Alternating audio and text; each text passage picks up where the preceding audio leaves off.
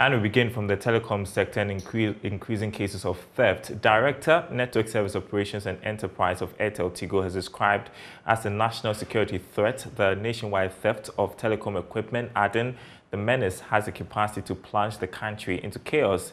Stephen Zorusta's warning comes as Kumasi Circuit Court grants bail to two persons accused of posing as engineers of the company to steal equipment at a cell site at Etimetim, a suburb of Kumasi. Airtel has recorded 68 of such theft cases across the country in the last 2 years. Ohim Interior has more in this report. Mobile telephony firms continue to feel the negative impact of equipment and material theft at their cell sites.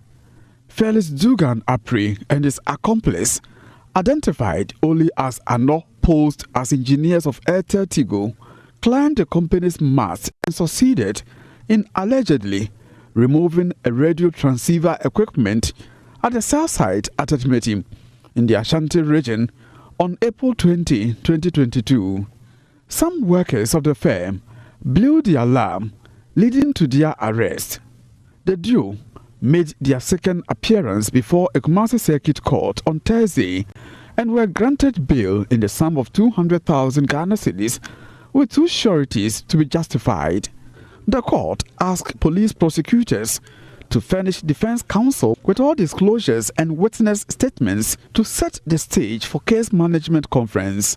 Director, Network Service Operations and Enterprise at Airtel, Stephen Zorusta, bemoaned the frequency at which installations of telcos have come under attack. Since August 2020, we have had 68 cases, 68 theft cases, where they go and they scatter everything, sometimes everything in our cabinets. We need to replace all the equipment stolen, and that takes money. Sometimes they need to be manufactured by the original equipment manufacturers. And all this takes time to get done. And imagine the impact on the people whilst these services are still down. We are providing like Airtel money as a service, we are providing voice service, we are providing enterprise service to businesses. Now, when these cases happen, what it means is that all the businesses, all the people within the locality or within the specific area where the theft impacted, all the services go down. And sometimes it takes days and even weeks to get the services restored, depending on the items that were stolen. So the impact is on the economy, the impact is on national security due to the activities of these unscrupulous Ghanaians. Hearing resumes on July 12, 2022. From Kumasi, for JoyNews, Ohim Interior reporting. And from Telecom, we switch to the power sector because a consultant responsible for the Millennium Development Authority, Deloitte Ghana Power Compact 2, SMEC, says the project has helped to increase power reliability and supply capacity for the country. The Ghana Power Compact, funded by MIDA, appointed SMEC to support, assist and represent MIDA by assuming full responsibility of the management of portions of the compact program related to works and services. Speaking to Joy Business at a close-out event, the regional manager for SMEC, Jose Fernandez, said he was proud of the project's achievements in the country's energy sector.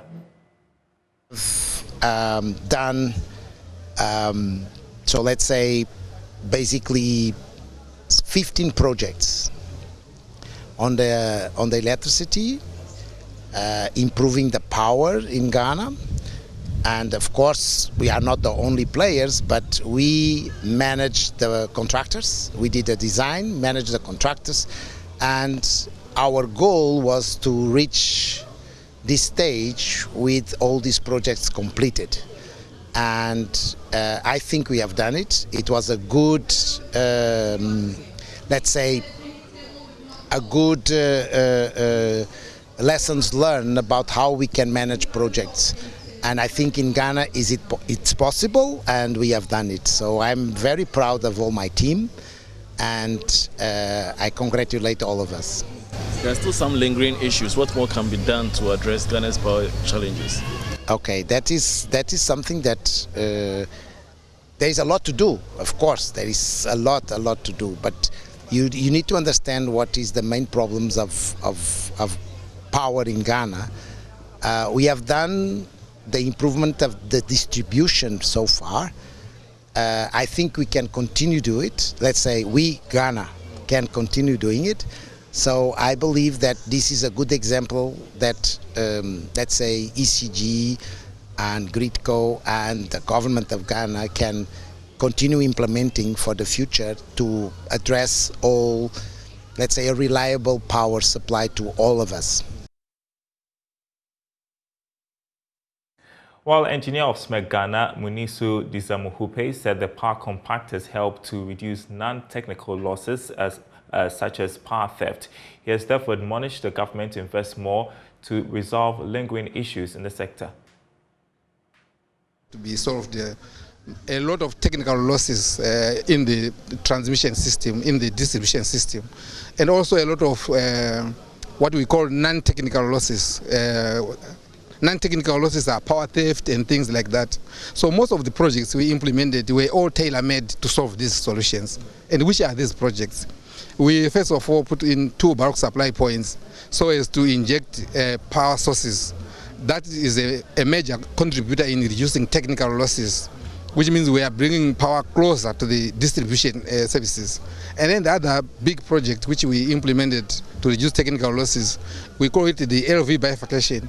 In other words, we were aiming at reducing the length of distribution lines to make them shorter by putting in more transformers closer to people and lengthen what we call MV systems. And we constructed over 1,400 kilometers of those lines to solve that problem. And also, in terms of solving non-technical losses, there are 2 things that we put in. We put in a geographical system. A geographical system was to map up the whole assets in ECG where they are. For example, where is the transformer that is supplying a certain customer located? In other news, this afternoon, government is strongly collaborating with regulators in the insurance and pension industry to develop annuity and syndicate markets. According to the head of pensions and insurance unit at the Finance Ministry, Benjamin Tosoklu, this will stimulate long-term investments of fund, pension and insurance funds. Now, he disclosed this on behalf of the Finance Minister Ken Ofori-Atta at the 6th African Actuarial Congress in Accra. There is more in this report.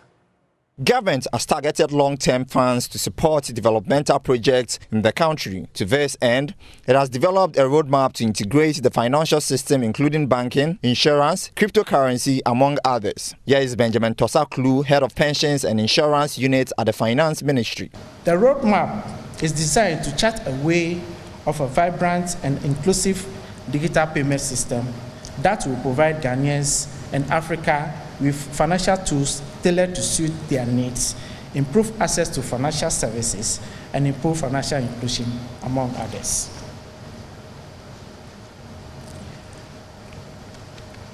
As we all know, mobile money is talk of the day. And with the introduction of mobile money, transaction has gone up, and as of January 2022, an amount of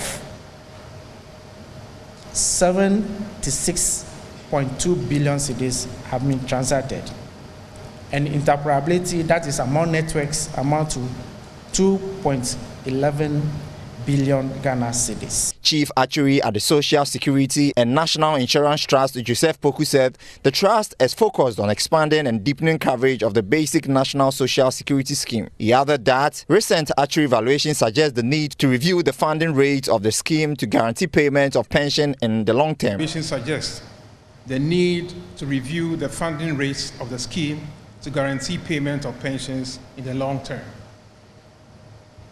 We hope that soon there will be engagement with the relevant stakeholders to determine the appropriate rate needed to keep the scheme sustainable and to fund the benefits paid. The quest for an increase in funding rates is not peculiar to the basic national social security scheme of Ghana. Indeed, all over Africa and in several parts of the world, businesses, particularly social insurance organizations, are looking for strategies to remain solvent and meet their financial obligations. Speaking to Joy Business, President of Actuarial Society of Ghana said Ghanaian actuaries should adopt insurance technology to grow the pension and insurance industry. We do a lot of projections, and you can't do projections without data. You need data as the basis. And now we have technology. Technology with data is something else. It's more than the atomic bomb. We can help transform economies. And the actuaries in Africa, this is our time. This is the opportunity we have to start with InsurTech, insurance technology, as financial systems and technology are going together. Now that is the emerging areas, and it's our focus as well. The theme for the Congress is the risk-based capital regime and data-driven economy. Now, many rural banks are expanding their reach to commercial areas to help increase profitability. That's the observation of Chief Executive Officer of Kwawu Rural Bank, Samuel Bonsu-Sechere. Who believes the aim is to improve revenue mobilization by increasing their customer base. Now, despite the expansion, Mr. Sechere explains the banks continue to maintain their strong presence in rural areas. Nanaya Ojima has more in the following report. Rural banks, per their setup, are mandated to operate within the rural areas of the country, helping to increase penetration and reaching out to the unbanked population. Though rural banks continue to maintain their base in their catchment area, they have also increased their presence in the cities. And the work that we do in the rural area is supported by the mobilization that we do in the urban areas. Without the effort that we have, or the business that we have in the urban areas, we wouldn't be able to support the rural areas the way we are doing now. Yes, so that has informed what we are doing. And another issue is that, market is driven by need. We realize that the market needs our services. So why stay in the rural areas when we can offer services to people in the urban areas? And that is one other side of it. And to be honest, our services have been very well received by the urban population, if I may say so. As part of efforts to improve profitability, the Kwawu Rural Bank is focusing on improving penetration at the urban areas.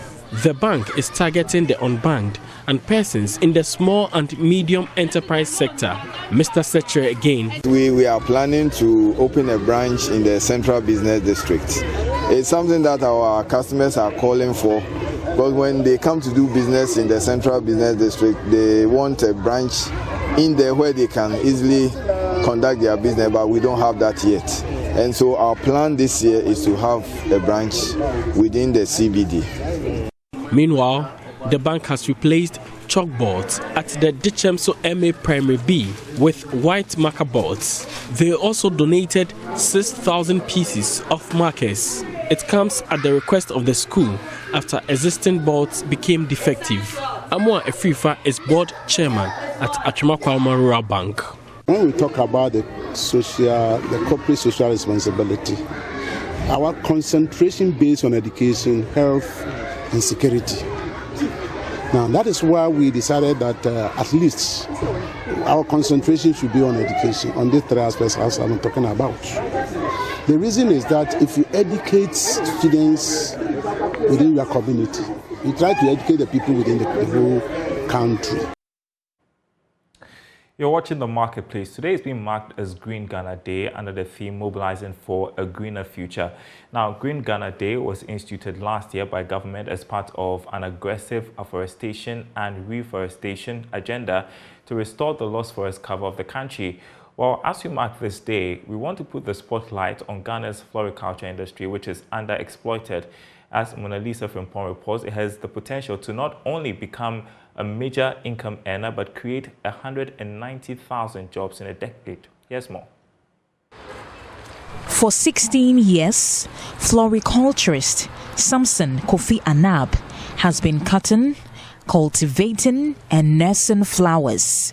The best site for his plants is along the roads, mainly to attract buyers. But he has a challenge with space to cultivate his flowers. Land accessibility remains daunting. I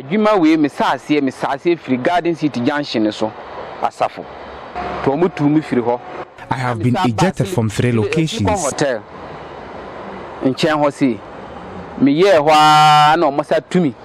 Insecure access to land has moved some floriculturists to farm in wetlands. Elizabeth Boatin nurses her plants near the Oda River at Kwawu. I fetch water from the river to nurse my flowers. The wetlands are, however, being redeveloped for residential purposes. Elizabeth has been driven away by the landowners. I moved when I was told a fuel station will be constructed there. Flower cultivation consumes 20 times more water than any other crop. They are best nursed at waterlogged areas. Both Samson and Elizabeth lack water for irrigation purposes. Manpower.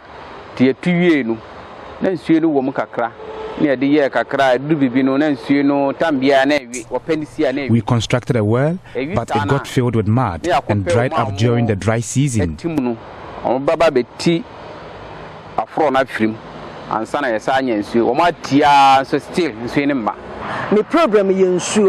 I wish I had access to pipe-borne water.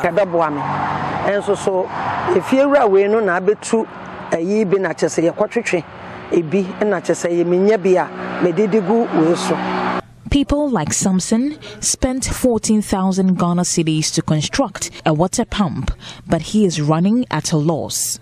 He is affected by inconsistent water supply by the Ghana Water Company Limited. Though other floriculturists wish to farm near wetlands, experts advise location of gardens should not be a disadvantage to business operations.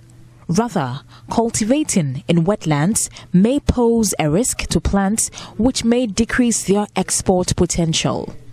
Mrs. Hannah Adjwaku is senior lecturer at the Horticultural Department at the Kwame Nkrumah University of Science and Technology.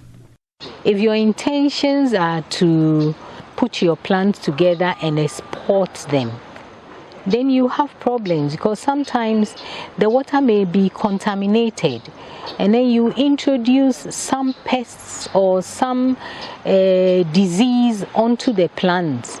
And as soon as it gets over there, there's inspection and they notice that you have such pests on your plants or on your flowers or foliage, it will be rejected.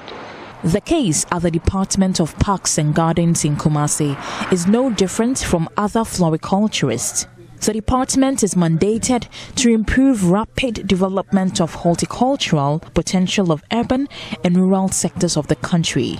But location, land tenure challenges, and access to water have failed to make the industry attractive to investors. Mabel Ishen is accountant at the Parks and Gardens Department in Kumasi. So if governments can help us with the finances, I think we can do more because we have the men. The $120 billion floricultural industry is seen by industry players as a lucrative business. During rainy seasons, floriculturists record a boom in sales. But its capital-intensive nature needs over 5,000 Ghana cedis to set up from scratch.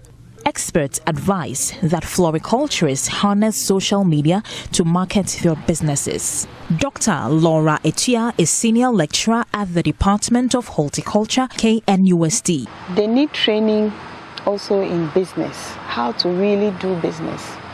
Your ability to create the business you want, attract people, sustain them, and then get them even to market you.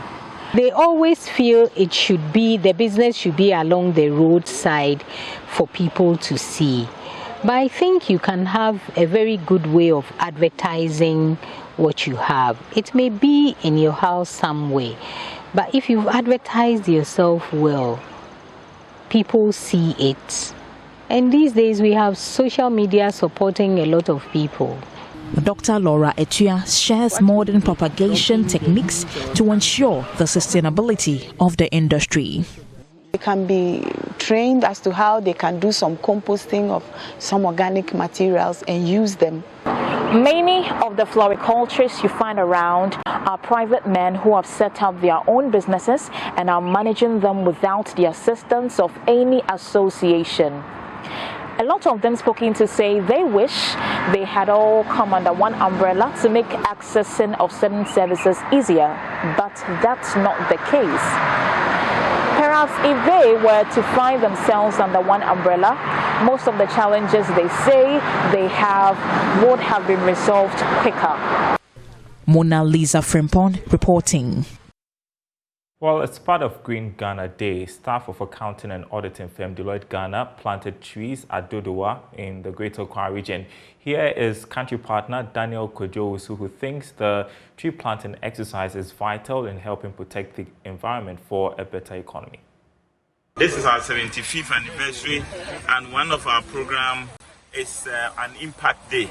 So we've taken a couple of hectares, and our whole team, we've come around, we plant trees. We know we cannot plant all the trees that we need, but for us, that's the beginning, and to show people that it's possible for us to make Ghana a green country, and that's the purpose of the tree planting.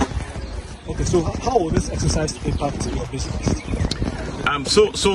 In so many ways, and previously you could think that the environment do not affect what you do. The environment affects us in so many ways, because in the society where you operate, if the society is progressing, your business progress, and I think that is the way we see it. We have a purpose beyond profit, and that means that we try to ensure that the society and the community where we operate also develop. Well, finally, they say weekends are for shopping, and we totally agree. So as usual, the Joy Business Shopping List has got you covered. This time, we are in the Ashanti region, specifically Jusso, and if you plan to go shopping there, well, Mona Lisa Frimpong has the gist for you on what to look out for, as well as the prices of some commodities. Take a look. It's